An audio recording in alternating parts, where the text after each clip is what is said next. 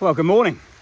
Thankful Thursday. Well, I've been out, you can see, and it's hammering down, but I had a catalyst for what I want to just talk about before we get to Christmas. And that is, I was running through this little lane, jogging, and these two deer, beautiful young deer, jumped out right in front of me, and down the lane they went. It was just joyful. It was just, and that's the thing, joy. I was working with a very senior guy, a leader, runs about over 10,000 people, huge force, big, important role. And the conversation we had was actually about how professional and nice he is at work and how not so professional and nice he is at home.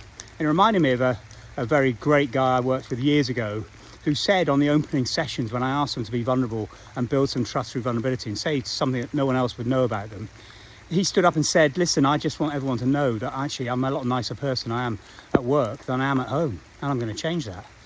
So these are important aspects of how then do you actually become the person you want to be at home in every situation, when you bring joy into your life. And one of the challenges was young children, challenging relationships. And of course, as we build into Christmas, we'll be meeting up with family, friends. There'll be moments where you're feeling slightly frustrated. Children, giving you a bit of a hard time, or, relations that you haven't had a brilliant relationship with for years. How do you find the joy in those conversations? The fact that you're both there, the fact that you're both breathing, the fact that you actually do care about each other and you're much closer than you are different.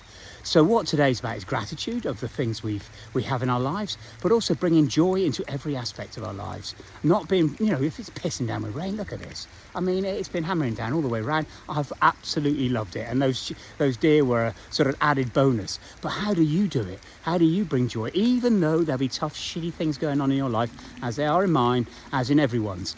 But how do we actually then embrace the moments where there's real joy and be grateful for them and spread that joy? Hope you can do that.